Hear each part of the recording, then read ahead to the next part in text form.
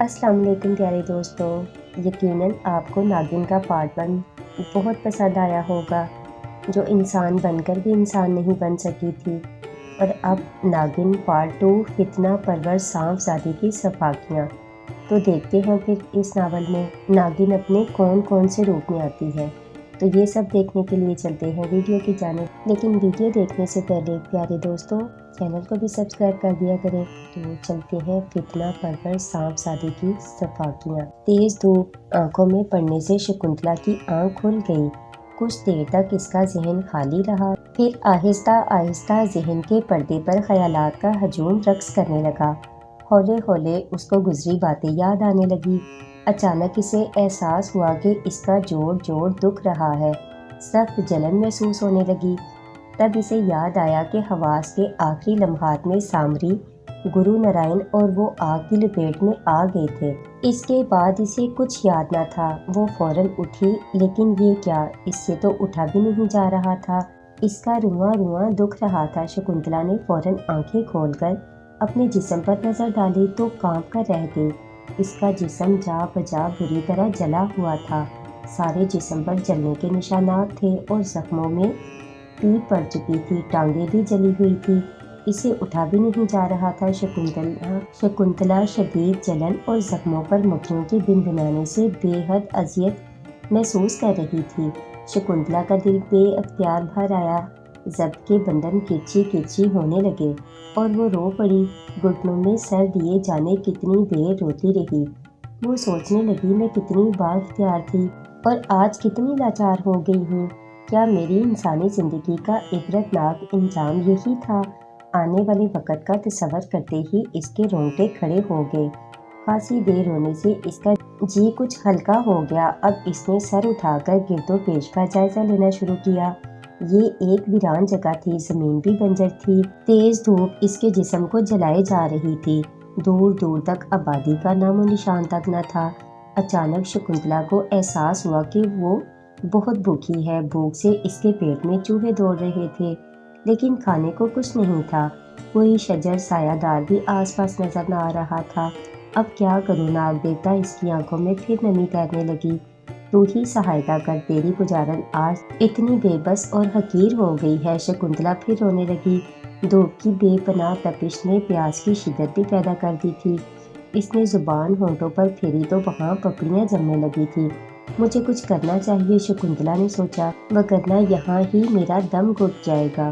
اب شکنتلا نے گھٹنوں سے سر اٹھائے اور اپنی دونوں ٹانگیں آہستہ آہستہ سے آگے بڑھائیں۔ وہ پیٹھ کے بل بیٹھی تھی۔ اب دونوں ہاتھ اس نے زمین پر رکھے اور ہاتھوں پر اپنا وزن ڈالا اور پیٹھ اٹھا کر تھوڑا آگے کو سرکی۔ پھر اپنے پاؤں مزید آگے کیے اور دونوں ہاتھوں پر اپنے جسم کو پھر اٹھایا اور مزید چند انچ آگے ہو گئی۔ اب وہ اسی طرح قدم قدم آگے بڑھنے لگی، جس طرح لنگڑے لولے اور اپاہج فقیر بیٹھے بیٹھے ہاتھوں کے سہارے چلتے ہیں۔ ابھی تھوڑا سا ہی چلی تھی کہ زخموں کی تکلیف اور بھوک پیاس کی شدت سے ہانپنے لگی۔ شکنتلا کی آنکھوں میں پھر سے نمی تیر گئی۔ وہ تھوڑا سا چلتی اور پھر رک جاتی، پھر تھوڑا گھسیٹ گھسیٹ کر سفر کرتی اور پھر ہانپنے لگتی۔ سورج دیوتا اب پورے نصف النہار پر جوش و خروش سے آگ برسا رہا تھا اور شکنتلا کے آس پاس سایہ تک نہ تھا۔ اس کی کوئی منزل نہ تھی۔ اس کی منزل اس وقت پانی کے چند گھونٹ اور پیٹ پوجا کا سامان تھا جو کہیں دکھائی نہیں دے رہا تھا۔ وہ نڈھال ہونے لگی، اس کی آنکھوں کے آگے اندھیرا چھانے لگا۔ وہ جانتی تھی کہ اگر بے ہوش ہو گئی تو پھر دوبارہ ہوش آنا ممکن نہ تھا۔ بھوک، پیاس کی شدت، زخموں سے چور بدن، شدید جلن، مکھیوں کی بنبناہٹ اور قیامت خیز گرمی آتما اور شریر کا رشتہ توڑ کر رکھ دے گی۔ یہ بھی ممکن ہے بے ہوشی میں گدھوں کے کسی ٹولے کا نشانہ بن جائے اور وہ اس کی ٹکا بوٹی کر ڈالیں گے۔ اسی جاں بلب عالم میں شکنتلا سسکتی اور تڑپتی رہی۔ جانے کتنی دیر چلتی رہی۔ سورج اب مغرب کی طرف اتر رہا تھا۔ شکنتلا نے ایک بار پھر سامنے کی طرف نظر دوڑائی تو دور، بہت دور، اسے یوں محسوس ہوا جیسے کچھ آبادی کے آثار ہیں۔ شکنتلا کی آنکھوں میں ہلکی سی امید کی چمک ابھری اور وہ تمام تکالیف کو بھول کر جسم کو گھسیٹنے لگی۔ تپتی دھرتی پر ہاتھوں اور پاؤں کے سہارے چلنے سے چھالے پڑ گئے تھے۔ یہ ایک نئی آفت کا آغاز تھا۔ اسی طرح شام کی سرخی پھیلنے لگی اور پھر آہستہ آہستہ سورج اپنا سفر مکمل کر کے مغرب کی آغوش میں چھپ گیا اور دھرتی رات کی سیاہ چادر اوڑھنے کی تیاری کرنے لگی۔ اب ہوا ٹھنڈی ہو رہی تھی۔ شام کے اسی ملگجے میں شکنتلا کو دور کسی گاؤں کے آثار گہرے دکھائی دینے لگے۔ گاؤں کے مکانوں سے دھوئیں کے مرگولے بھی اٹھ رہے تھے، لیکن ابھی تک کسی انسان کے آثار نہ تھے۔ شکنتلا کے چہرے پر امید کے آثار بننے لگے۔ اس نے سوچا کہ کسی طریقے سے اس گاؤں تک پہنچ جائے تو زندگی کی ڈور عارضی طور پر بحال رکھی جا سکتی ہے، لیکن ابھی آبادی خاصی دور اور اس کے چلنے کی رفتار بہت کم تھی، اور اب تو اس پر نکاہت بھی طاری ہونے لگی تھی۔ ادھر اب اندھیرا بھی چھانے لگا تھا، لیکن جب تک سانس تب تک آس۔ شکنتلا سسکتی اپنے وجود کو گھسیٹتی رہی۔ رات کی سیاہی چاروں طرف پھیل چکی تھی۔ شکنتلا کا سفر جاری تھا۔ گاؤں کی ٹمٹماتی روشنیاں ہر لمحہ قریب ہوتی جا رہی تھی۔ شکنتلا کا سارا شریر تھکن سے چور چور ہو رہا تھا۔ زخموں کی تکلیف الگ تھی، لیکن وہ چلتی رہی کسی انجانی منزل کی تلاش میں۔ اب گاؤں کے اکا دکا کھیت شروع ہو چکے تھے۔ کہیں کہیں سے کتوں کے بھونکنے اور جانوروں کے گلے میں بندھی گھنٹی کی ٹن ٹن کی آوازیں بھی مدم مدم سنائی دینے لگی۔ سیاہ کالی رات کے گھٹا ٹوپ اندھیرے میں شکنتلا ہولے ہولے رینگ رینگ کر چل رہی تھی، لیکن اب اس کی ہمت جواب دینے لگی تھی۔ زخموں کی جلن ناقابل برداشت ہو رہی تھی۔ بھوک اور پیاس کی شدت روح و جسم کا ناطہ توڑنے کو بے چین تھی۔ حواس اس کا ساتھ چھوڑنے پر تل گئے۔ آبادی اب قریب آ چکی تھی۔ اچانک اسے کتوں کے بھونکنے اور تیز تیز بھاگنے کی آوازیں محسوس ہوئیں۔ یہ آوازیں پیچھے سے آ رہی تھی۔ شکنتلا نے گردن موڑ کر دیکھنے کی کوشش کی، لیکن اتنے سمے میں کتے اس کے اوپر ہی آ پڑے اور پھر اسے اپنے جسم کے مختلف حصوں میں تیز دانتوں کی چبھن محسوس ہوئی۔ درد کی شدید لہروں نے سر اٹھایا اور شکنتلا کے حواس اس کا ساتھ چھوڑ گئے۔ شکنتلا بے ہوش ہو چکی تھی۔ سائیں مرچو کا ڈیرا پہاڑی کی چوٹی پر تھا، جس پر پہنچنے کے لیے ایک پگڈنڈی تھی۔ پہاڑی کے ایک طرف شفاف پانی کی جھیل، دوسری طرف تا حد نظر جنگل، اور تیسری جانب کچھ دور آبادی، اور چوتھی جانب کے لیے سیب اور امرود کے باغات تھے۔ سائیں مرچو کے ڈیرے کے بارے میں مشہور تھا کہ یہاں کسی مرید کو رات ٹھہرنے کی اجازت نہ تھی۔ کہتے تھے کہ شام ڈھلے سے پو پھوٹنے تک جنات اس کے پاس حاضری دیتے تھے، لیکن دلاور جس وقت پگڈنڈی پر چلتا ہوا سائیں مرچو کے ڈیرے کی طرف جا رہا تھا، اس وقت سورج اپنا سفر مکمل کر کے مغرب کی گود میں پناہ لے رہا تھا۔ پہاڑی کے اوپر سے نیچے آنے والے لوگوں کا تانتا بندھا ہوا تھا، اور مغرب کے بعد یہاں کسی زائر کو ٹھہرنے کی اجازت نہ تھی۔ اوپر کی طرف جانے والا دلاور اکیلا تھا، اور تمام لوگ اسے حیرانگی سے پلٹ پلٹ کر دیکھ رہے تھے۔ دلاور اپنے غموں سے اس قدر چور تھا کہ کئی لوگوں کے کہنے کے باوجود بھی نہ رکا اور سائیں مرچو کے ڈیرے پر اس وقت پہنچ گیا جب سورج مکمل طور پر غروب ہو چکا تھا۔ اس وقت تک یہاں ویرانی چھا چکی تھی اور کوئی ذی روح اس کو نظر نہ آئی۔ اندھیرا گہرا ہونے لگا تھا۔ یہ ایک بہت بڑی چار دیواری تھی، جس کے صدر دروازے والی جگہ خالی تھی اور کوئی دروازہ وغیرہ نہ تھا۔ چار دیواری میں وہ بے دھڑک گھسنے ہی لگا تھا کہ اچانک اسے اپنے شانے پر کسی کے ہاتھ کا دباؤ محسوس ہوا۔ اس نے آہستگی سے پلٹ کر دیکھا تو اس کی آنکھوں میں حیرت ابھری۔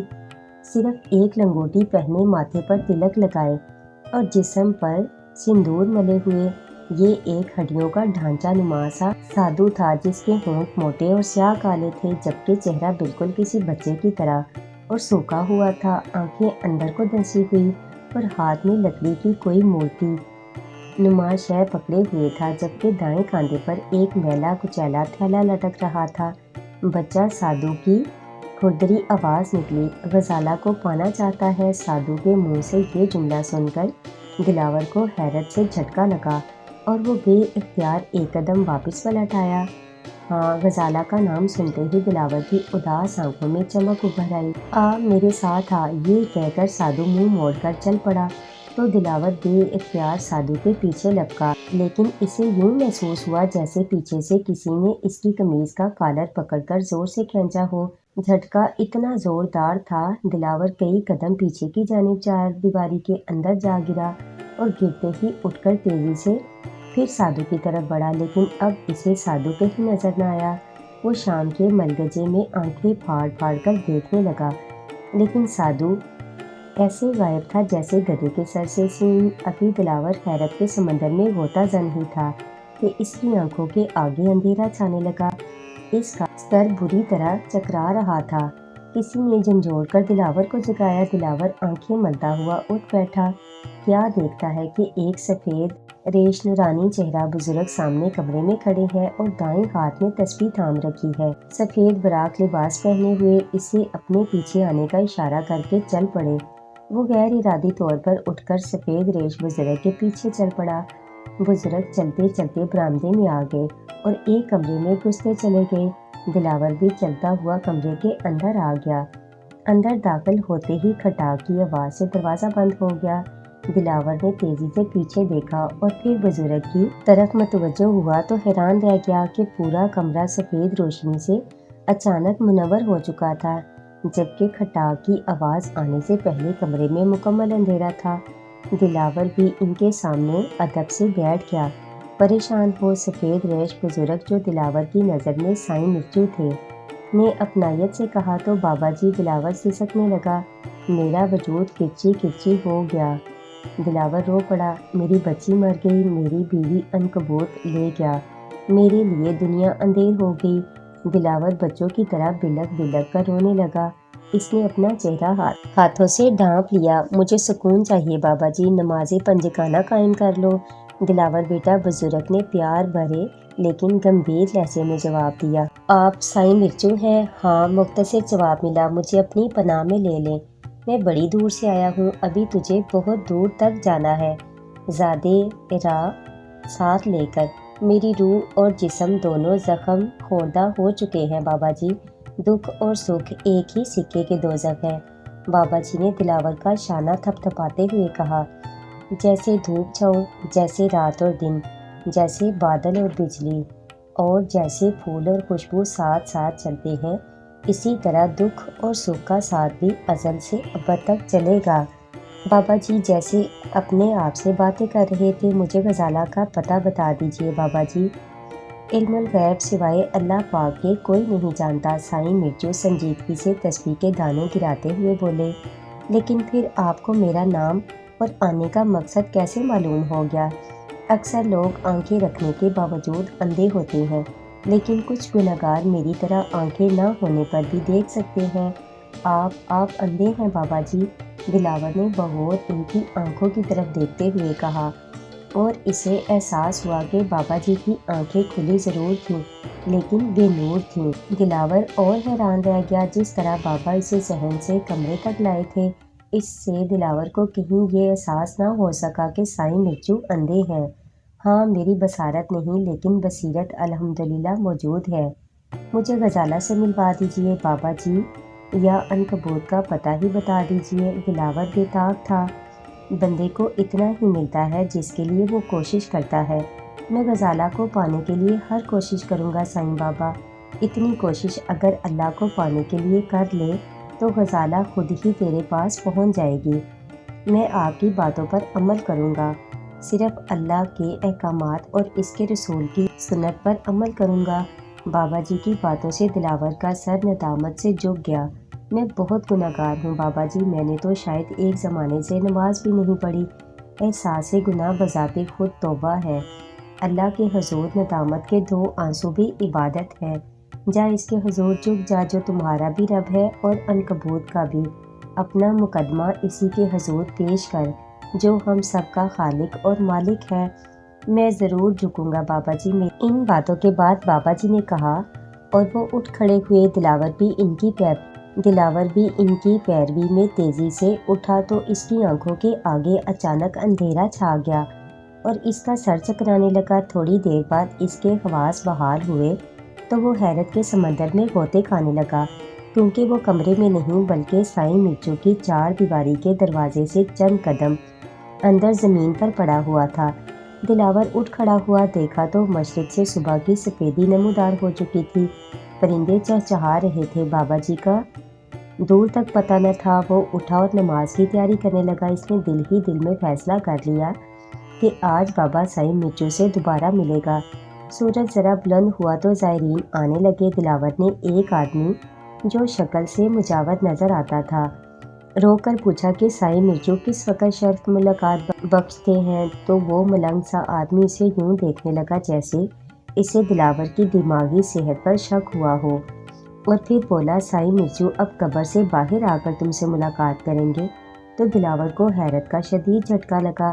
کچھ اور لوگوں سے پوچھنے پر اسے پتہ چلا کہ سائیں مرچو تو کئی سال ہوئے انتقال کر چکے ہیں۔ دلاور کا دماغ سائیں سائیں کرنے لگا اور اسے اپنا دماغ پھٹتا ہوا محسوس ہوا۔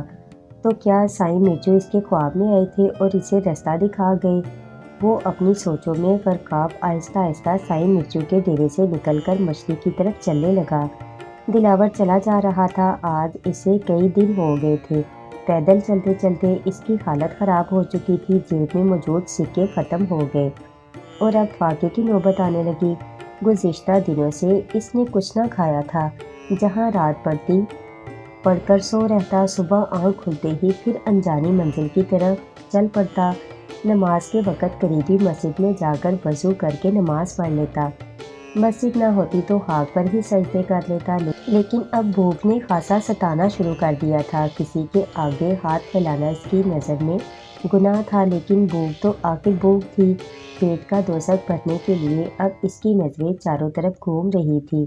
وہ اس وقت ایک بازار سے گزر رہا تھا۔ صبح کا وقت اور جانے کون سا قصبہ تھا۔ لوگ آ جا رہے تھے، دکانیں کھل چکی تھی۔ قہوہ خانوں اور طباخوں سے کھانے پینے کی خوشبو آ رہی تھی۔ کھانوں کی خوشبو اس کے نتھنوں میں گھسی تو وہ بے چین ہو گیا۔ اس کی حالت فقیروں جیسی بن چکی تھی۔ وہ اپنی سوچوں میں غرقاب چلا جا رہا تھا کہ کسی نے اس کے شانے پر پیچھے سے ہاتھ رکھ دیا۔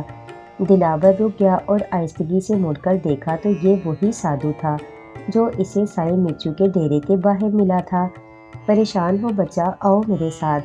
جانے سادھو کی آنکھوں میں کیا سحر تھا کہ دلاور کوئی مزاحمت نہ کر پایا اور کسی معمول کی طرح اس کے ساتھ چلنے لگا۔ سادھو جانے اسے لیے کتنی دیر چلتا رہا۔ مختلف بازاروں اور گلیوں سے گزرتے ہوئے خاصی دیر کے بعد وہ ایک بظاہر نہایت بوسیدہ سے مکان میں داخل ہو گیا۔ مکان کے اندر گھستے ہی دلاور کو خنقی کا احساس ہوا۔ مکان کی ڈیوڑی خاصی تاریک تھی۔ ڈیوڑی کے بعد تنگ صحن تھا۔ صحن عبور کرتے ہوئے ایک کمرہ آ گیا، اس کے بعد دوسرا کمرہ اور پھر کئی کمروں سے گزرتے ہوئے سادھو دلاور کو لے کر ایک بہت بڑے کمرے میں آ گیا۔ اس کمرے میں داخل ہوتے ہی دلاور کی ناک میں انواع و اقسام کھانوں کی خوشبو آئی۔ کیا دیکھتا ہے کہ کمرے کے فرش پر چٹائی پڑی ہوئی ہے اور دسترخوان سجا تھا۔ تازہ کھانوں سے بھاپ نکل رہی تھی۔ کھانا دیکھتے ہی اس کی بھوک دو چند ہو گئی۔ کھاؤ سادھو مخصوص آواز میں بولا تو دلاور ایک دم فرش پر بیٹھ گیا اور ندیدوں کی طرح کھانے کی طرف ہاتھ بڑھایا۔ ٹھہرو سادھو کڑک کر بولا، کھانا کھانے سے پہلے اپنی پتنی غزالہ سے تو مل لو۔ سادھو کی بات سن کر دلاور بری طرح چونکا اور اٹھ کھڑا ہوا اور تیزی سے سادھو کے دونوں شانے پکڑ کر ہلاتے ہوئے اکھڑی سانسوں اور تیز آواز میں بولا، کہاں ہے میری بیوی؟ کیا تمہیں غزالہ کا پتہ معلوم ہے؟ ہاں، سادھو کے دونوں ہاتھ اپنے شانوں سے ہٹا کر چٹائی پر بیٹھتے ہوئے بولا، پرنتو تمہیں ایک وچن دینا ہوگا سادھو کوٹھاری کو، ایک کام کرنا ہوگا۔ کوٹھاری کا سادھو اپنی چمکدار آنکھیں دلاور کے چہرے پر گاڑے ہوئے مضبوط لہجے میں بولا، بولو بولو، مجھے تمہاری ہر شرط منظور ہے۔ دلاور اب کھانے کو بھول چکا تھا۔ اس پر جنونی کیفیت طاری ہونے لگی تھی۔ وہ دیکھو، سادھو کمرے کے اندر موجود ایک دروازے کی طرف ہاتھ سے اشارہ کرتے ہوئے بولا۔ دلاور نے دیکھا تو اس کی بیوی غزالہ دروازے کا در تھامے اسی اداس نگاہوں سے تکی جا رہی تھی۔ دلاور نے غزالہ کی غزالی آنکھوں میں تیرتی نمی کو محسوس کیا۔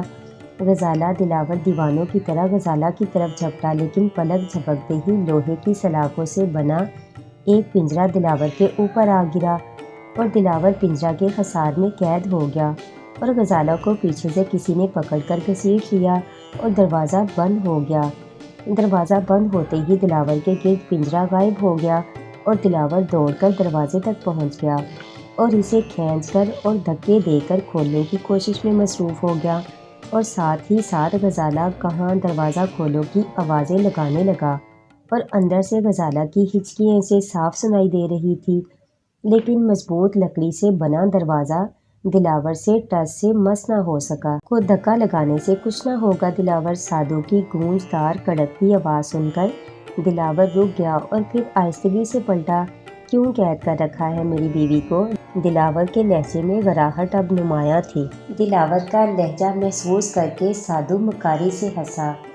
کوٹھاری کچی گولیاں نہیں کھیلا ہے۔ دلاور تمہارے کمزور بازو کوٹھاری کی مضبوط گردن کو اپنے ہاتھوں میں نہیں لے سکتے۔ میں تمہارا خون پی جاؤں گا۔ دلاور نے لپک کر کوٹھاری کی گردن دونوں ہاتھوں کے شکنجے میں کس لی، لیکن اسے یوں محسوس ہوا جیسے کسی ٹھنڈے ٹھار لوہے کو پکڑ لیا ہو۔ دلاور کے ہاتھ ٹھنڈک سے سن ہو کر رہ گئے اور اس نے فوری طور پر سادو کی گردن سے ہاتھ ہٹا لیے۔ دلاور کی ناکامی محسوس کر کے سادو چٹائی پر آلتی پالتی مار کر بیٹھ گیا اور سنجیدہ لہجے میں کہنے لگا، کچھ لو اور کچھ دو، تمہیں غزالہ مل جائے گی، پرنتو تمہیں میرا ایک کام کرنا ہوگا۔ جلدی بتاؤ۔ دلاور تلملائے ہوئے لہجے کے ساتھ نچلا ہونٹ دانتوں تلے چباتے ہوئے بولا، پہلے ارمان سے بھوجن کرو، پھر باتیں ہو جائیں گی۔ بہت سمے پڑا ہے، تم کھانا کھاؤ، میں ابھی آیا۔ یہ کہتے ہوئے کوٹھاری جس راستے سے دلاور کو لے کر آیا تھا اسی راستے سے باہر نکلتا چلا گیا اور جاتے ہوئے زوردار آواز سے دروازہ بند کر کے گیا۔ دلاور حیرت کے سمندر میں غوطہ زن بیٹھ گیا۔ کچھ دیر سوچتا رہا اور پھر بھوک خیالات پر حاوی ہوتی چلی گئی اور بے اختیار اس کا ہاتھ دسترخوان کی طرف بڑھ گیا۔ دلاور کھانا کھا کر لیٹ گیا اور لیٹتے ہی اس کی آنکھ لگ گئی۔ جانے کتنی دیر وہ سوتا رہا۔ جب اس کی آنکھ کھلی تو خاصا وقت گزر چکا تھا۔ وہ سوچنے لگا کہ کوٹھاری کہاں چلا گیا اور وہ مجھ سے کیا چاہتا ہے؟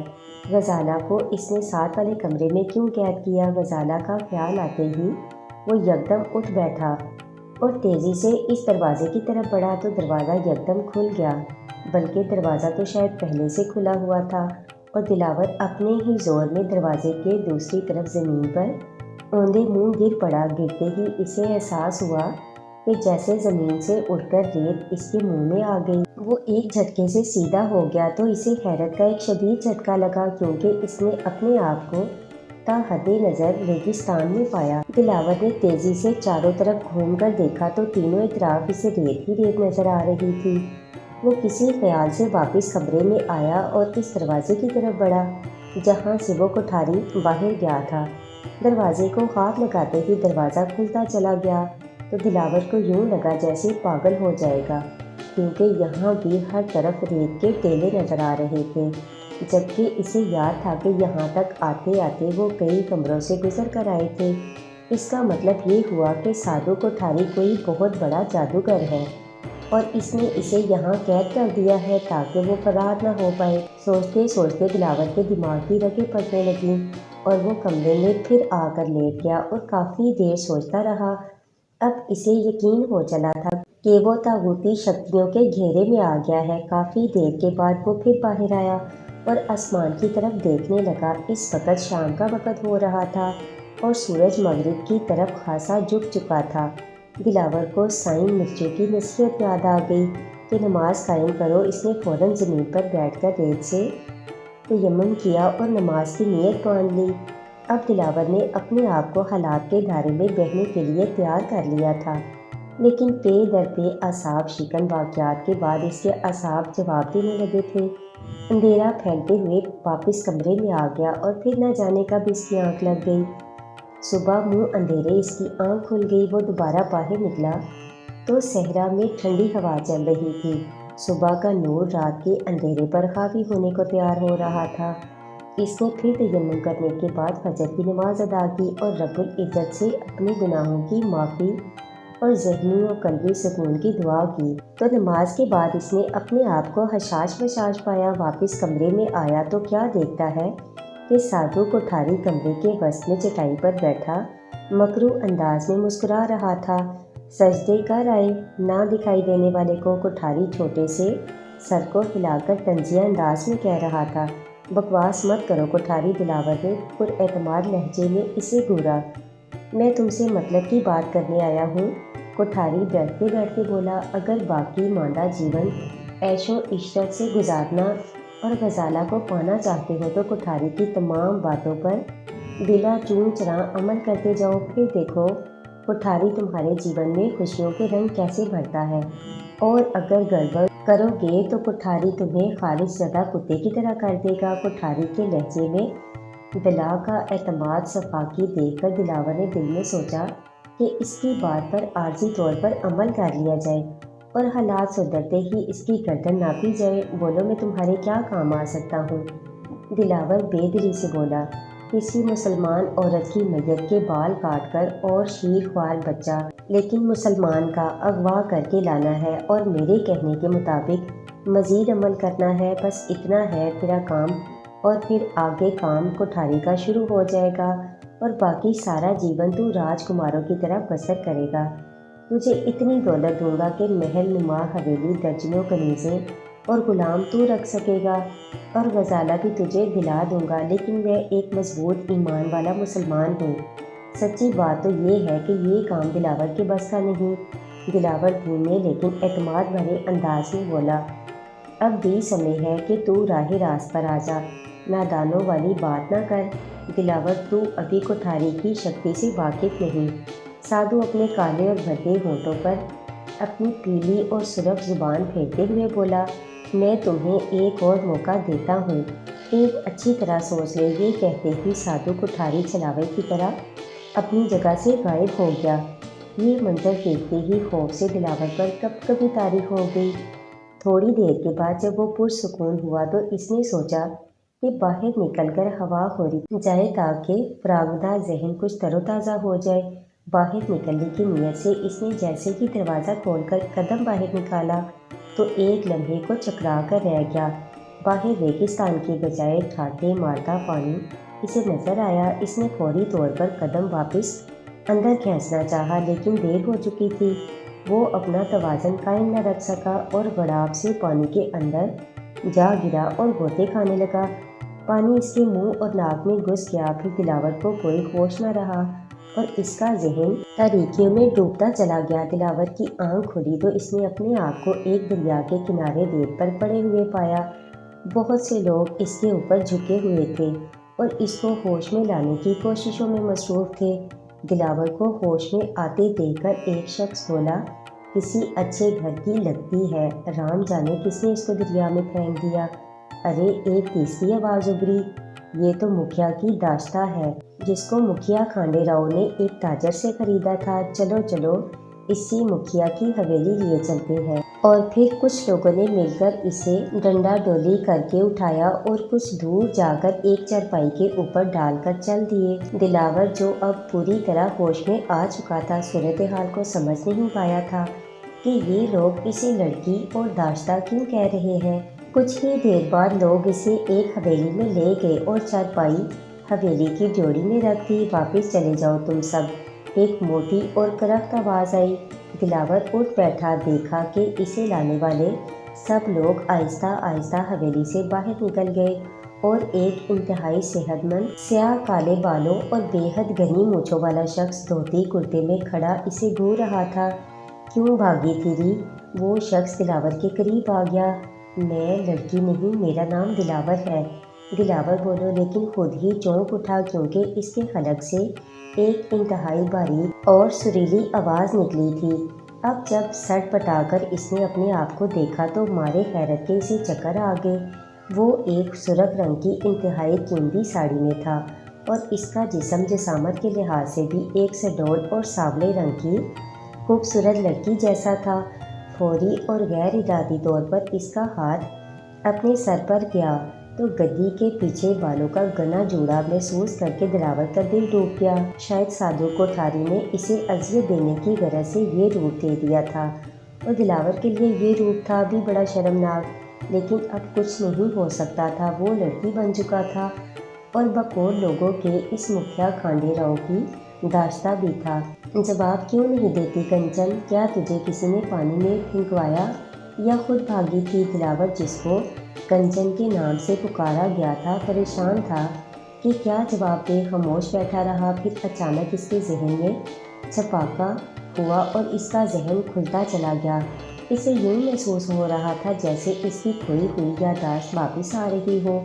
مجھے آپ کی پتنی نے اپنے خاص ملازموں کی مدد سے بے ہوشی کی دوا دے کر دریا میں پھینکوا دیا تھا۔ آپ مجھ سے بہت پریم کرتے ہیں نا، اسی لیے انہوں نے راستے سے ہٹانے کے لیے مجھے قتل کروانا چاہتے تھے تاکہ آپ کی توجہ حاصل کر سکے۔ دلاور کے منہ سے نہ چاہتے ہوئے بھی یہ الفاظ خود نکلتے گئے اور وہ خود بھی اپنے رویے اور باتوں پر حیران ہو رہا تھا، لیکن اب اس کا ذہن اس کا ساتھ نہ دے رہا تھا۔ ہاں ہاں کنچن، میں تجھ سے پریم کرتا ہوں۔ کھانڈے راؤ نے آگے بڑھ کر دلاور کو اپنی گود میں اٹھا لیا اور دلاور شرم سے پانی میں گڑنے لگا۔ شرم محسوس ہو رہی تھی کہ کہاں تو وہ مونچھوں والا کڑیل جوان تھا، لیکن کوٹھاری کی شرارت سے وہ ایک لڑکی بلکہ مکھیا کی داشتہ بن گیا تھا۔ ہوش میں آ رہی ہے، اب اسے ہوش آ رہا ہے، ملی جلی آوازیں شکنتلا کے کانوں میں پڑ رہی تھی۔ اس کی آنکھیں آہستہ آہستہ کھلنے لگیں، وہ کسمسانے لگی، انسانوں کے دھندلے عکس نمایاں ہونے لگے۔ شکنتلا باقاعدہ ہوش میں آ چکی تھی اور خالی خالی نگاہوں سے اپنے گرد و پیش میں کھڑے لوگوں کو دیکھنے لگی۔ حواس بحال ہوئے تو شکنتلا نے دیکھا کہ یہ ایک گھر کا اندرونی حصہ ہے۔ ایک لڑکا، ایک نوجوان لڑکی اور ادھیڑ عمر عورت اور ایک سیاہ کالی نوکدار مونچھوں والا سانولے رنگ کا صحت مند مرد اس کے گرد کھڑے تھے۔ شکنتلا سراہنے کے ساتھ ٹیک لگا کر سیدھی ہونے لگی۔ اب کیسی طبیعت ہے؟ لڑکی نے آگے بڑھ کر شکنتلا کے شانے پر ہاتھ رکھا۔ شکنتلا اسے خالی نظروں سے دیکھنے لگی۔ شاید پے در پے الٹے سیدھے واقعات نے اس کا دماغ سن کر دیا تھا۔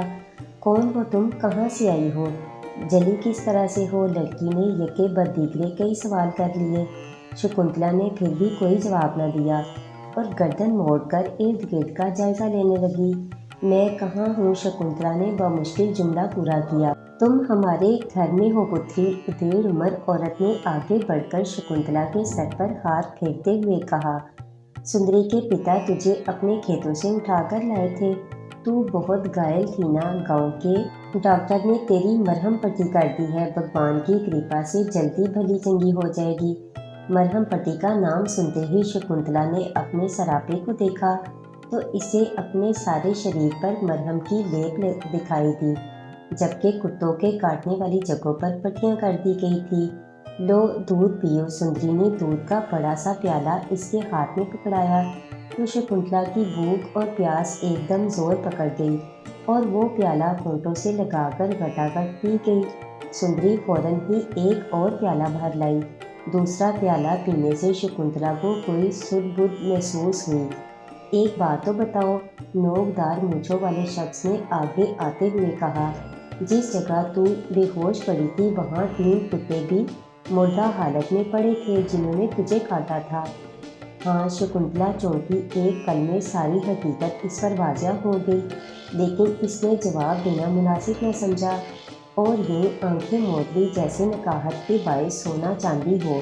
تو سندری کی ماں نے اس کے پتا کو آنکھ کے اشارے سے مزید سوالات کرنے سے روک دیا اور وہ سب کمرے سے باہر نکل گئے تاکہ شکنتلا سو سکے۔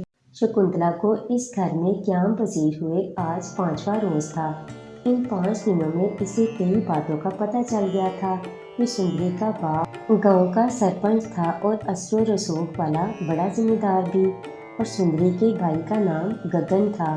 یہ کوئی کام کاج نہ کرتا تھا۔ گاؤں میں ان کی بہت بڑی حویلی تھی جس میں وہ شکنتلا کو لائے تھے۔ شکنتلا انہی کے کھیتوں میں بے ہوش پڑی تھی۔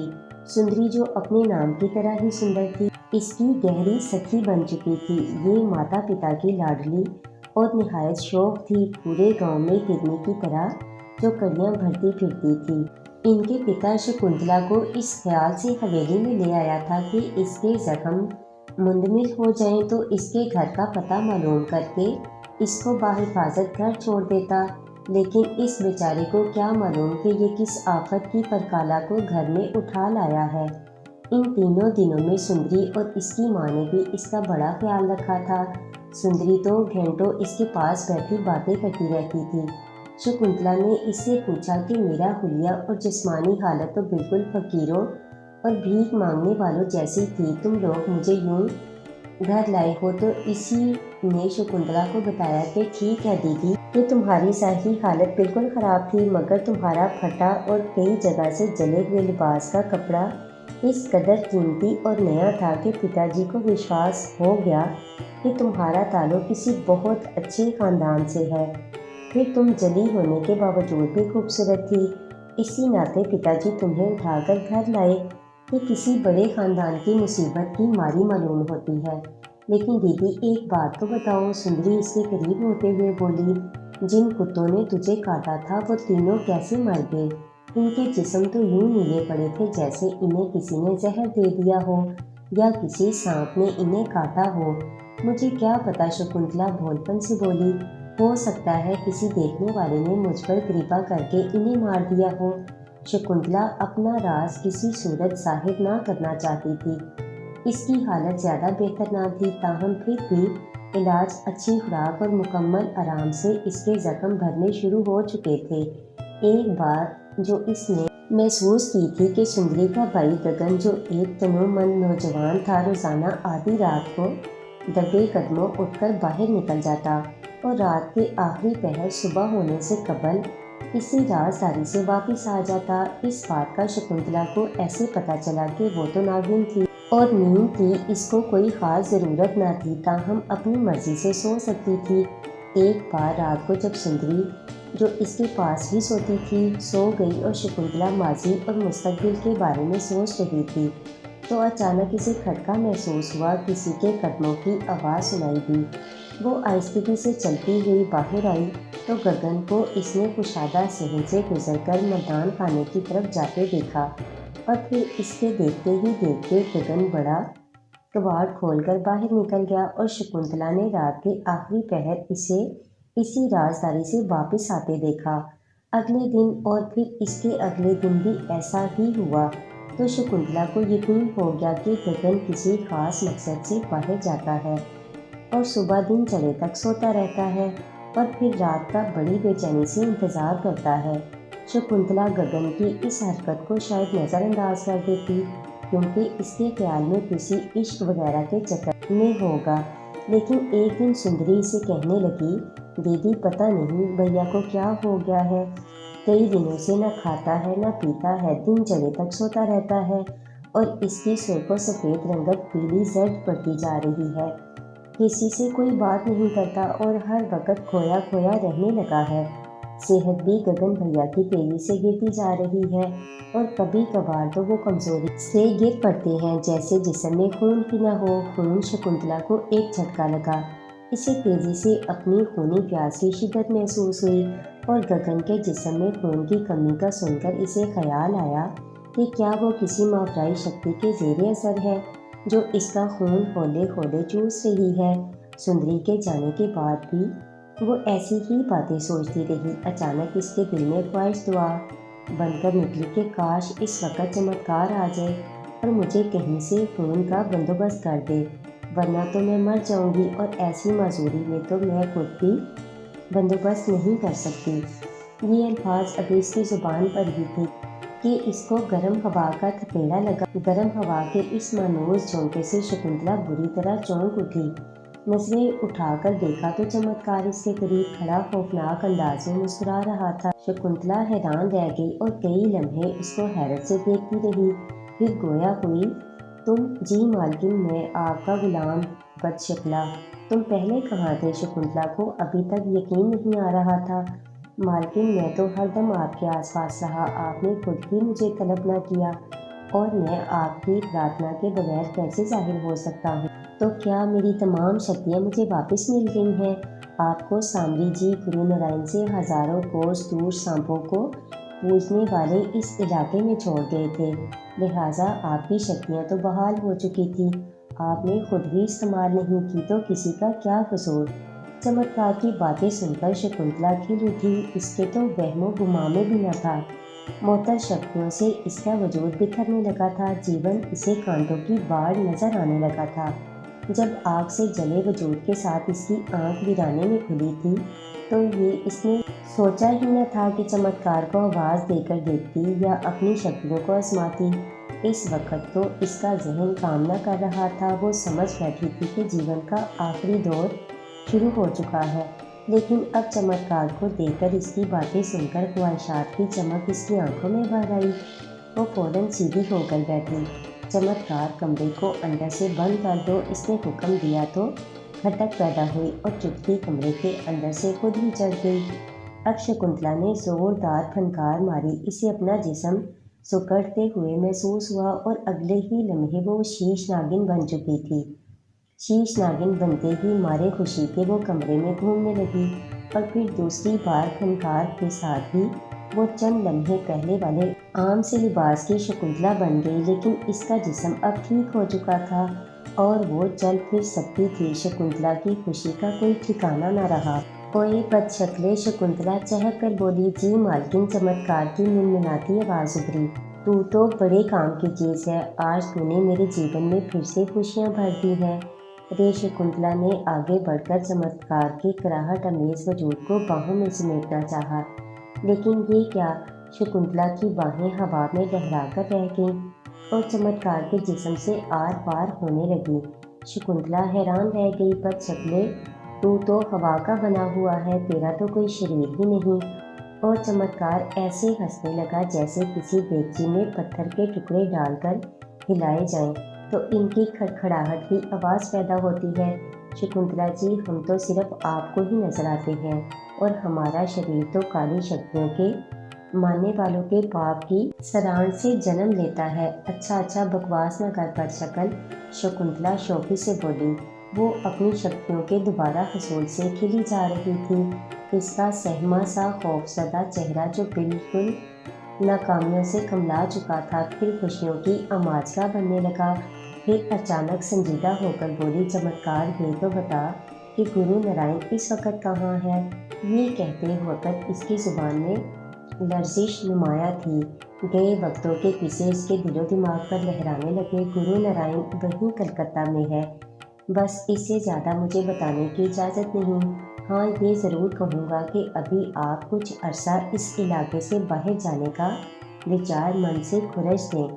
سامری جی کے بارے میں کچھ بتا سکتا ہے؟ شکنتلا کا دل ابھی تک دھک دھک کر رہا تھا۔ سمے کے گرداب میں پھنس کر منش بھومن گیری بن جاتا ہے مالکن، وقت کی لہریں ہو سکتا ہے کبھی سامری کو آپ کے ساحل پر لا پھینکیں۔ آپ کے لیے یہی کافی ہے کہ آپ کی شکتیاں آپ کو واپس مل چکی ہیں۔ باہر سے کسی نے دروازہ کھٹکھٹایا۔ شکنتلا چونک گئی اور چمتکار کو دیکھنے لگی تو چمتکار مسکراتے ہوئے بولا، مالکن فکر نہ کریں، آپ کے سوا نہ تو میں کسی کو نظر آتا ہوں اور نہ کوئی میری آواز سن سکتا ہے۔ زور سے بولیں کہ دروازہ کھلا ہے۔ کون ہے بھائی؟ آ جاؤ، دروازہ تو کھلا ہے۔ ان الفاظ کے ساتھ ہی دروازے کی کنڈی خود بخود بغیر کسی آواز کے کھل گئی اور باہر سے کسی نے ہلکا سا زور دیا تو دروازہ کھل گیا۔ آنے والی سندری تھی۔ تم کس سے باتیں کر رہی تھی دیدی؟ سندری حیرانگی سے بولی۔ اپنے آپ سے، شکنتلا نے ٹھنڈی آہ بھرتے ہوئے جواب دیا۔ شکنتلا نے سندری اور اس کے گھر والوں کو اپنی پھرسی آہ بیتی سنائی ہوئی تھی کہ وہ اپنے پتی کے ساتھ کہیں جا رہی تھی کہ راہزنوں نے انہیں لوٹ لیا اور پھر اس کی عزت لوٹنے کی کوشش کی، مزاحمت پر اسے آگ لگا دی اور فرار ہو گئے، اور اس نے بڑی مشکل سے آگ بجھائی، اور اب تم سندری وغیرہ لوگوں کی سہایتا سے کچھ چلنے پھرنے کے قابل ہو رہی ہو۔ کیوں ہر وقت بیتی باتوں کو یاد کر کے اپنا جی جلاتی ہو دیدی؟ ہم کوئی غیر تھوڑی ہیں، اب تم یہیں رہ جاؤ، میں نے تمہارے لیے ایک رشتہ دیکھ رکھا ہے۔ سندری مسکراتے ہوئے بولی، نہیں سندری، اب مجھے وداع نہیں کرنا، اگر تم لوگوں کو بوجھ لگی تو کسی مندر کی داسی بن کر جیون بتا دوں گی۔ شکنتلا سر ہلا کر رنگی ہوئی آواز میں بولی، ہمیں بوجھ کیوں لگی ہو دیدی؟ سندری نے آگے بڑھ کر شکنتلا کو باہوں کی وادی میں قید کر لیا۔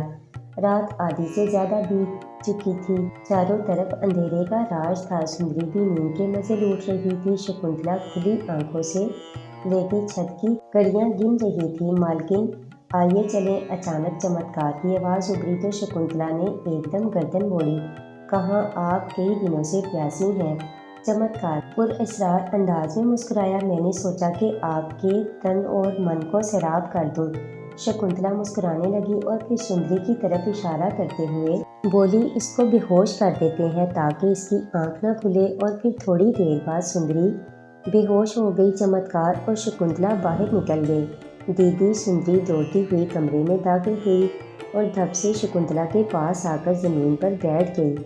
इसके चेहरे पर हवाइयाँ उड़ रही थी और सीना धोंकी की मानित फूल चुका था। कुछ सुना तुमने दीदी? आज गांव के खेतों से शेखर की लाश मिली है। इसका खून किसी चुड़ैल ने पी लिया है। सुंदरी खौफजदा थी। इसकी बात सुनकर शकुंतला ने इंतहाई मासूमियत से बड़ी बड़ी आंखों से इसकी तरफ देखा और बोली, कौन शेखर? क्या हुआ? इसको मुझे भी बताओ।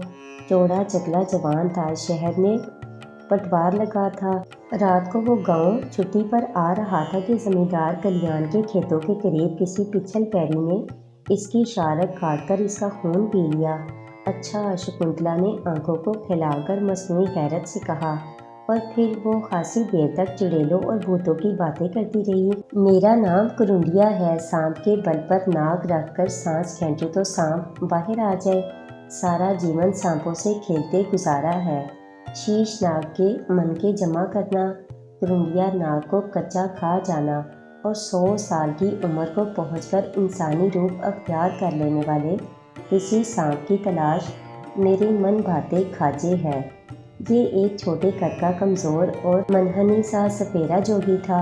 जर्द रंग का चोगा, गले में हनूर शुदा सांपों की माला और माथे पर कुंडल नाग का छोटा सा निशान, कानों में सांपों की शक्ल की बालियां पहने और उल्टे हाथ में शेषनाग की शबाहत वाला असा जिसके सहारे वो चलता था थाम रखा था। सर के बाल घने और चांदी की तरह सफ़ेद। उम्र सदी से ऊपर लेकिन आवाज़ कड़कदार और चाल में चुस्ती नौजवानों जैसी। जोगी बाबा, तुम तो इंसानी रूप में आ जाने वाले किसी सांप की तलाश में कजरी बनकर जंगलों में जाने वाले थे, लेकिन खुरमाउंड में ही डेरे डाल लिए। अभी तो पहला ही पड़ाव है, लेकिन आज कई दिन हो गए हैं तुम टस से मस नहीं हो रहे हो। कुरुंडिया का चेला, जो 16-17 साल का खूबसूरत लौंडा था, कुरुंडिया की मुट्ठी चापी करते हुए गोया हुआ, कुरुंडिया जो देख सकता है आम आँख नहीं देख सकती। लौंडे, तुम वो महसूस नहीं कर सकते जो कुरुंडिया सुन रहा है। मुझे अपने आस पास दाएं बाएं नागों की मलका की बू आ रही है। मेरी मंजिल तो यही गांव लगता है। दोनों इस वक्त कस्बा की इकलौती सराय रामचंद के एक बोसीदा कमरे में बैठे थे और चेला गुरु के सर की मालिश कर रहा था। दोनों 7 दिन पहले अपने सफर पर निकले थे और एक काफले के साथ यहाँ आए थे। काफला एक दिन खड़मौन में क्याम के बाद आगे चल पड़ा, लेकिन कुरुंडिया उस्ताद अपने चेले के साथ यहीं ठहर गया। कुरुंडिया गजब का सपेरा था। सारा जीवन सांपों से खेलते गुजारा। जहरीले से जहरीला सांप भी इसके हाथों में आते ही रस्सी बन जाता था। इस वक्त भी कमरे के एक कोने में रखी 3 पटारियों से सांपों की शोर की आवाज़ें सुनाई दे रही थी। जा लौंडे, सराय की रसोई से कहवा बनवा के ला। कुरुंडिया उस्ताद ने अपने लौंडे को हुक्म दिया और लौंडा इसके सर पर मालिश के तेज तेज 2-4 हाथ मार के बोसीदा से कपड़े के साथ साथ ठोसता हुआ कमरे से बाहर निकल गया। थोड़ी ही देर में लौंडा कहवा की चैनक और 2 प्यालियां उठाए हुए कमरे में दाखिल हुआ तो ठिठक कर रह गया। कुरुंडिया उस्ताद अपनी थोथनी उठाए चारों तरफ घूम घूम कर कुछ सुनने की कोशिश में मसरूफ था। क्या हुआ उस्ताद? लौंडे ने चैनक और प्यालियां जमीन पर रखते हुए पूछा। कुरुंडिया अपनी मंजिल के बहुत करीब आ पहुंचा है पुत्र। कुरुंडिया मशरिक की तरफ से कुछ सुनते हुए बोला, चल आ मेरे साथ। वो अपनी बीन और पटारी उठाते हुए बोला, उस्ताद कहवा तो पी ले। लौंडे ने कहवा प्याली में उंडेलते हुए कहा। बाहर में गया कहवा। कुरुंडिया ने लात मारकर चैनक जमीन पर गिराते हुए कहा, जल्दी कर, गया वक्त हाथ नहीं आता। सांप निकल गया तो लकीर पीटने से कुछ फायदा न होगा। शीश नाग की बू से मेरी नाक जलना शुरू हो गई है, कुरुंडिया ने कहा और तेजी से कमरे से बाहर कदम बढ़ाने लगा। लौंडे ने भी अपनी बीन और पटारी उठाई اور تیزی سے استاد کے پیچھے لمبے لمبے ڈگ پڑتا ہوا لپکا۔ ادھر مکھیا کھانڈے راؤ کے ہاں رہتے ہوئے دلاور کو 1 ماہ بیت چکا تھا۔ دلاور کے لیے یہ روپ نہایت اذیت ناک تھا۔ مکھیا اسے بہت پیار کرتا تھی تو وہ اس کی زر خرید لونڈی، مگر مکھیا کی داشتہ خاص ہونے کی بنا پر اسے کوئی کام نہ کرنا پڑتا۔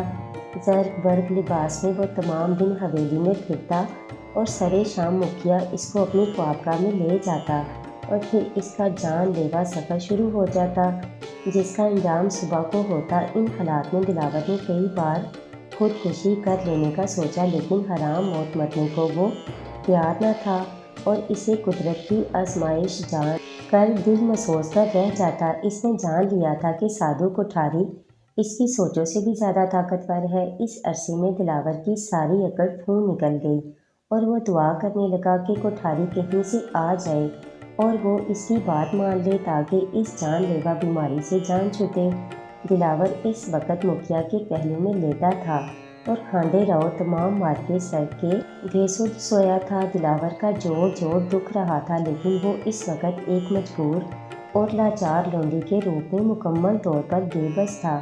انہی سوچوں میں اس کی آنکھ لگ گئی۔ جانے کون سا وقت تھا کہ کمر میں لگنے والی ایک ضرب سے بلبلا کر اٹھ بیٹھا اور آنکھیں ملنے لگا۔ اتنی دیر میں ایک اور ضرب اس کے پہلو پر پڑی اور اسے اپنے ارد گرد چند سپاہی نظر آئے، جنہوں نے کمر میں تلواریں لٹکا رکھی تھیں اور ہاتھوں میں ڈنڈے تھام رکھے تھے۔ یہ سب دلاور کے گرد دائرے میں کھڑے تھے اور دلاور سڑک کے کنارے راہ گزر پر سویا ہوا تھا۔ اجیت سنگھ ڈاکو ایک اہلکار جوان کا افسر معلوم ہوتا تھا۔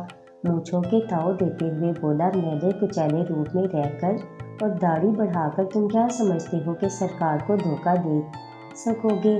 امیت راج نے تجھے پاتال سے نکال کر کوتوال کے سامنے پیش کرنے کا عہد کر رکھا تھا۔ چل اوئے اٹھ۔ امیت راج ہاتھ میں پکڑی لاٹھی زور سے اس کی ٹانگوں پر مارتے ہوئے بولا، جس سے دلاور پھر بلبلا اٹھا۔ ایک لمحے میں اسے ساری صورتحال سمجھ میں آ گئی کہ کوٹھاری نے اسے پھر ایک نیا روپ دے دیا ہے اور اس بار اسے کسی مشہور ڈاکو کی شکل دے کر سینا کے ہاتھوں گرفتار بھی کرا دیا ہے۔ سپاہیوں نے پل بھر میں اسے کھڑا کر کے اس کے ہاتھ پشت پر لے جا کر مضبوطی سے کس دیے اور گلے میں چمڑے کا پٹا ڈال دیا جس کے ساتھ مضبوط رسی بندھی ہوئی تھی۔ ایک سپاہی نے گھوڑے پر سوار ہو کر اس کی رسی تھام لی اور باقی اپنے گھوڑوں پر اس کے پیچھے چل پڑے۔ افسر ڈاکو کو گرفتار کرنے پر بڑا خوش تھا اور بار بار طنزیہ مسکراہٹ کے ساتھ مونچھوں کو بل دے رہا تھا اور ہاتھ میں پکڑی چھڑی وقفے وقفے سے غلیظ گالی دے کر دلاور کی پشت پر برساتا رہا۔ دلاور اس اچانک افطار سے خوفزدہ ہو چکا تھا۔ ان سرکاری اہلکاروں نے اسے یقیناً کسی ڈاکو کی غلط فہمی میں گرفتار کیا تھا۔ اس نے بہت منت سماجت کی کہ میں امیت سنگھ نہیں ہوں اور نہ ہی ڈاکو ہوں، مگر اس کی فریاد ناکارہ خانے میں طوطی کی آواز ثابت ہو رہی تھی۔ امیت راج اس کو کوتوال لے گیا اور ایک اندھیری کوٹری میں لے جا کر ستون کے ساتھ باندھ دیا اور سلاخوں والے دروازوں پر تالا ڈال دیا۔ تمام سپاہیوں سمیت باہر نکل گیا۔ دلاور کی خوف سے گھٹی بند ہو چکی تھی۔ اسے پورا یقین تھا کہ کوٹھاری اسے ضلالت کی حد تک زج اور ذلیل و خوار کرنا چاہتا ہے۔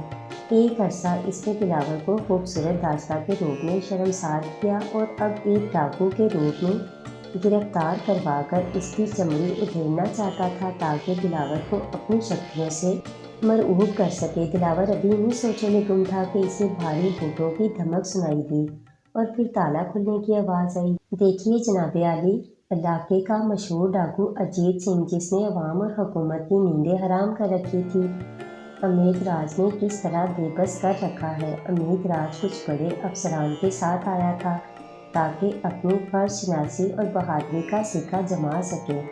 اپنے ساتھیوں کے نام اور ٹھکانے بتا دو تاکہ ہم ہاتھ نرم رکھیں، ورنہ میں کوئی لحاظ کیے بغیر ہڈیوں پر سے کھال علیحدہ کر دوں گا۔ ایک فاروق افسر نے دلاور کی گردن ناپتے ہوئے کہا تو دلاور کا دل اچھل کر حلق میں آ گیا۔ وہ بھلا کس کا نام اور ٹھکانہ بتاتا؟ لہٰذا اسے اپنی کھال اترنے کا یقین ہو گیا اور وہ دل ہی دل میں اللہ سے دعا کرنے لگا کہ اب کوئی معجزہ ہی اسے بچا سکتا تھا، لیکن معجزہ نہ ہوا اور تھوڑی سی پوچھ گچھ کے بعد اس افسر نے ایک سپاہی کو خدمت کرنے کا اشارہ کیا اور ستون سے بندھے دلاور پر پتلی چھڑی برسانا شروع کر دی۔ دلاور کی چیخیں کوٹری میں گونجنے لگیں۔ اس کے بعد دلاور کا پنجرا پانی کے حوض کے اندر رکھوا دیا۔ پانی جیسے ہی دلاور کے جسم تک پہنچا تو سردی کی ایک جان لیوا لہر اس کے جسم میں سرایت کر گئی۔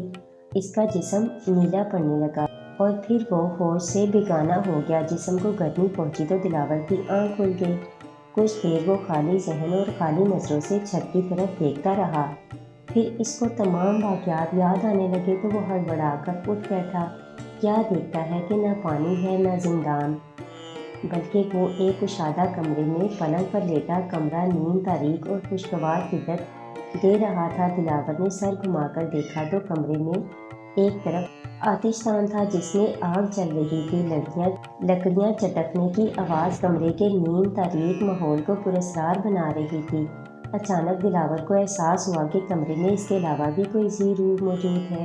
اس نے تیزی سے ادھر ادھر دیکھا تو اسے ایک آرام کرسی دکھائی دی جس پر آدمی نیم دراز ہو کر جھولے لیتا رہتا ہے۔ یہ کرسی آہستہ آہستہ آگے پیچھے ہل رہی تھی۔ پھر اسے کسی کے سانسوں کی آواز محسوس ہوئی۔ یوں معلوم ہوتا تھا کہ کرسی پر کوئی نادیدہ انسان بیٹھا ہوا ہے۔ یہ احساس ابھرتے ہی دلاور کا رواں رواں کھڑا ہو گیا اور وہ خوف سے ہولے ہولے لرزنے لگا۔ کون ہے؟ دلاور کی آواز میں لرزش نمایاں تھی۔ گھبراؤ نہیں پت، میں ہوں کوٹھاری۔ اور پھر کوٹھاری کا منحوس وجود کرسی پر آہستگی سے نمودار ہونے لگا۔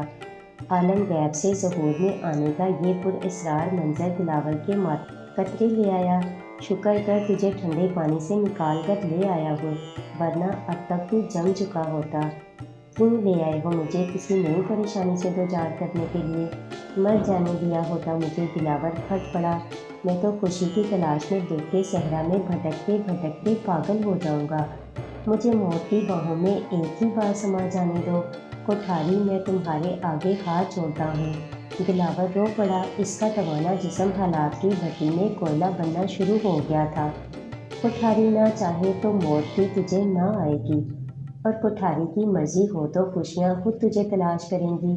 تم کیا چاہتے ہو؟ دلاور نگاہیں جھکا کر بے بسی سے ہونٹ دانتوں تلے دباتے ہوئے بولا۔ کام میں تجھے بتائے دیتا ہوں۔ کوٹھاری آنکھیں دلاور کے چہرے پر گاڑ کر معنی خیز انداز میں بولا۔ پر اس سے تجھے کیا فائدہ ہوگا مجھے؟ کوٹھاری ہنستے ہوئے بولا۔ مسلمان عورت جس کی قبر میں پہلی رات کو بال کاٹ کر ایک نوزائیدہ بچے کے گلے میں لپیٹ کر مرگھٹ میں اس کی چتا بنا کر آگ لگا دی جائے تاکہ وہ بچہ زندہ جل مرے، پھر اس کی راکھ پر ایک خاص عمل میں کروں گا۔ تو ایک جن میرے قبضے میں آ جائے گا اور میرے تمام کام پل بھر میں کر دیا کرے گا، اور وہی جن میرے قبضے میں آئے گا جو میرے عمل کے وقت میرے قریب ترین ہوگا، اور تو بھی پھر کوٹھاری کا چیلا بن کر عیش کرے گا۔ شکنتلا کو تابانہ سے نکلے کئی ماہ ہو چلے تھے۔ پریا تابانہ کی حکومت پر اپنے خونی پنجے پوری طرح گاڑ چکی تھی۔ وہ یہ بات پوری طرح سمجھ گئی تھی کہ شکنتلا گرو نارائن کے قبضے سے اب کبھی نہیں نکل سکتی، بلکہ پریا نے اب شکنتلا کو قصہ پارینہ جان کر بلانا شروع کر دیا تھا۔ خشگران اور بلگرام پوری طرح اس پر فریفتہ تھے اور پریا نے دونوں کو پوری طرح اپنی مٹھی میں کر رکھا تھا۔ گزشتہ کئی دنوں سے پریا نے ریاست پر اپنا اثر و رسوخ مزید بڑھانے کے لیے ایک نیا کام شروع کر دیا تھا۔ دربار کی کارروائی کے دوران وہ کسی اعلیٰ عہدیدار کو معمولی کوتاہی پر ڈانٹ دیتی اور اس کی برطرفی کا پروانہ جاری کر دیتی، جس پر وہ عہدیدار اگر احتجاج کرتا تو اس کو گرفتار کر دیتی۔ اب تک وہ درجنوں افسران عہدیداروں کو، جن میں مشیر کوتوال اور محکمہ مال کے کئی حکومتی اہلکار شامل تھے، کے ساتھ وہ یہ سلوک کر چکی تھی۔ پریا نے بلگرام کے ذریعے ریاست بھر سے خوبصورت پڑھے لکھے مضبوط جسم والے نوجوان اکٹھے کرنے شروع کر دیے تھے، جن کی تعداد تقریباً 100 کے قریب ہو چکی تھی اور ان میں مسلسل اضافہ ہو رہا تھا۔ ان نوجوانوں کو سخت فوجی تربیت اور بھاری تنخواہ اور کئی ایک مراحت کی خوشخبری دیتی اور اپنے ہاتھوں ایک خصوصی اجازت نامہ جس پر پریا کی مصور کے ہاتھوں ملکہ کے روپ میں تصویر بنی ہوئی ہوتی دی جاتی۔ اس اجازت نامہ کی روح سے کسی بھی سرکاری غیر سرکاری محکمے میں وہ نوجوان داخل ہو کر اس کی پڑتال کر سکتا تھا اور محل کی ایک کنیز کو بلا کر اسی وقت اس نوجوان کو بخش دیا جاتا اور نوجوان کو بتاتی کہ وہ جب چاہے محل کے اندر آ کر کنیز کے ساتھ اپنا وقت خوشگوار گزار سکتا ہے اور پریا سے ملاقات کر سکتا ہے۔ تاہم پریا ان کو صرف اپنی مسکراہٹوں اور اداؤں تک ہی رکھتی۔ یہ تمام نوجوان جو پڑھے لکھے چاق و چوبند فوجی تربیت اور اسلحہ سے لیس ہوتے تھے تابانہ کے باسیوں کے لیے دہشت کی علامت بن رہے تھے۔ پریا نے آج پہلی بار ان تمام محافظوں کو ایک ساتھ طلب کیا اور ان کا باقاعدہ اجلاس بلایا تھا اور اس وقت رکشا دل کے تمام اراکین اپنی اپنی جگہوں پر بیٹھ چکے تھے۔ یہ محل کا ایک سجا سجایا کمرہ تھا جس کے باہر کسی غیر متعلقہ آدمی کو گزرنے تک کی اجازت نہ تھی۔ تمام نوجوان خاموشی سے اپنی اپنی کرسیوں پر براجمان ان قیدیوں کو حیرانگی سے دیکھ رہے تھے جو ایک پنجرے میں بند سہمے ہوئے تھے۔ اتنے میں چوکیدار نے ملکہ کی آمد کا اعلان کیا اور تھوڑی ہی دیر میں پریا کنیزوں اور محافظوں کے جلوہ میں پوری فرونیت کے ساتھ نمودار ہوئی۔ اب اس کی صحت بھی بہتر ہو چکی تھی، دبلا جسم گوشت سے بھرنے لگا تھا۔ پریا کی آمد کے ساتھ ہی رکشا دل کے تمام اراکین کھڑے ہو گئے اور پریا فخریہ مسکراہٹ کے ساتھ سونے کے تخت پر بیٹھ گئی۔ کنیزیں اس کا لباس سنبھالنے لگیں۔ پریا نے بیٹھتے ہی اپنا خطاب شروع کر دیا، تم سب میرے خاص غلام ہو۔ حکومت کے خلاف ہونے والی سازشوں کا پتہ لگانا اور غداروں کو نرواصل کرنا تمہارا فرض ہے۔ پریا اس کے بدلے تمہاری تمام ضرورتوں کو پورا کرتی ہے۔ رہنے کے لیے بڑی بڑی حویلیاں اور خدمت کو غلام اور کنیز میرے حکم سے تمہیں اس اجلاس کے بعد دان کر دی جائیں گی۔ شاہی محل اور پوری ریاست تابانہ کے ہر گھر اور ہر علاقے اور سرکاری عمارتوں میں تم بلا روک ٹوک داخل ہو سکتے ہو۔ جو مشکوک نظر آئے اس کو گرفتار کر کے ہمارے حضور پیش کرو اور پھر دیکھو اس کا ہم کیا حشر کرتے ہیں۔ محل کے صدر دروازے کے سامنے کھلے میدان میں غداروں کو ہم سزا دیا کریں گے، لیکن اگر رکشا دل کے کسی اہلکار نے ہماری حکومت یا محل کی کوئی بات باہر کسی کو بتانے کی کوشش کی یا غداری کا مرتکب ہوا تو اس کا حشر وہی ہوگا جو اس پنجرے کے قیدیوں کا ابھی تم لوگوں کے سامنے ہمارے حکم سے کیا جائے گا۔ قیدیوں کو باہر نکالا جائے۔ فوراً ہی غلاموں نے تینوں خوبصورت صحت مند نوجوان نکال کر باہر کھڑے کر دیے۔ یہ تینوں بھی تم سب کی طرح رکشا دل کے رکن مقرر کیے گئے تھے، لیکن نگرانی کے بعد ثابت ہوا کہ یہ ہمارے دربار کے ایک سازشی وزیر کے ساتھ مل گئے ہیں۔ رکشا دل کو سانپ سونگھ گیا۔ بظاہر معصوم اور بھولی بھالی ملکہ دراصل اتنی ظالم اور پتھر دل ہے، یہ انہوں نے سوچا بھی نہ تھا۔ پریا رات کے وقت اپنی خوابگاہ میں موجود تھی کہ ایک کنیز نے داخل ہو کر حشکران کی آمد کی اطلاع دی۔ تھوڑی ہی دیر میں حشکران مسکراتا ہوا اندر داخل ہوا اور تمام غلاموں کنیزوں کو نظر انداز کرتے ہوئے پریا نے گلے مل کر اس کا استقبال کیا۔ آؤ حشکران بیٹھو، شکنتلا جی کے بعد تم ہی میرا واحد سہارا ہو۔ شکنتلا کے بارے میں ایک ہی خبر لایا ہوں پریا رانی۔ تک لیا، پریا نے تالی بجا کر کہا تو تمام غلام اور کنیزیں تیزی سے باہر نکلتی چلی گئیں۔ اب بتاؤ، پریا سرک کر حشکران کے قریب ہو کر اس کا ہاتھ پیار سے ہاتھوں میں لے کر ملتی ہوئی بولی، شکنتلا دیوی یہاں سے ہزاروں کوس دور پنجاب کے شہر میں ہے۔ اسے ناگ دیوتا کی جانب سے سندیش ہے کہ وہ کچھ عرصہ گاؤں کی حدود سے باہر نکلی تو اس کے جیون کو سخت خطرہ ہوگا۔ تم اس سے ملے ہو؟ پریا کو اپنی حکمرانی کا خطرہ تھا۔ میں اس گاؤں تک گیا ہوں مگر باوجود اپنی شکتیوں کے میں گاؤں کی حدود کے اندر داخل نہیں ہو پاتا۔ وہاں جا کر میں بے بس ہو گیا تھا اور اس بات کی کوئی وجہ مجھے سمجھ نہیں آ رہی ہے۔ البتہ ہمارے عقل مندوں نے بتایا ہے کہ ناگوں کو پوجنے والی سرزمین ہے، وہاں نادیدہ مخلوق نہیں جا سکتی۔ تو پھر انتظار کرنا ہے۔ حشگران ہمیں ابھی کسی شب گھڑی کا۔ پریا اپنی مسرت چھپاتے ہوئے بولی۔ پریا حشگران اور بلگرام دونوں کی مدد سے حکومت کر رہی تھی اور دونوں کو خوش رکھتی تھی۔ شکنتلا پر مصائب کی خبریں اس کے لیے خوشی کا پیغام تھی۔